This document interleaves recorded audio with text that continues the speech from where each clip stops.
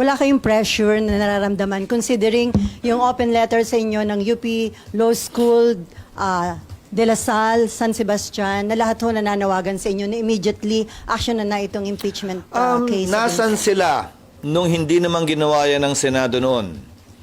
3 impeachment complaints lamang ang nakarating sa Senado. Una, yung kay dating Chief Justice Corona.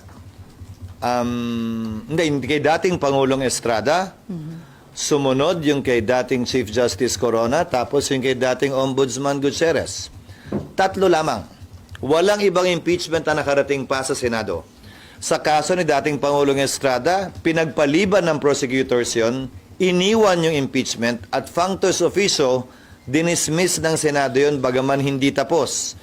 Yung kaso ni Chief Justice Corona, pinagpasahan ng Senado. Yung kaso ni Ombudsman Gutierrez ay dinismiss ng Senado bago pa mag-trial dahil nagbitiw siya.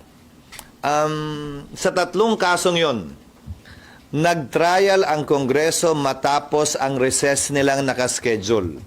Walang pinagkaiba. Final yung impeachment complaint, ilang araw bago mag-recess ang Senado. Nag-recess ang Senado, nag-trial pagka-recess.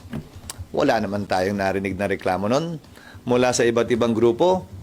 Pabor siguro sila o kontra siguro sila sa impeachment nun, hindi ko alam. Pero sa kasong ito, yun din ang ginawa ng Senado. Final sa huling araw, yung ibang impeachment nga ay 1 linggo pa bago nag-adjourn, hindi naman nag-trial ang Senado. Ito, final sa huling araw, ilang oras bago. Kaya sinabi ko, magko-convene ng Senado pag-resume namin. At sinabi ko rin na ang magagawa lamang namin ay pag-issue ng summons dahil nga kulang na yung panahon at matatapos ang otoridad, authorization, kapangyarihan ng mga prosecutors pagdating ng June 30 dahil hindi continuing body ang Kamara. So,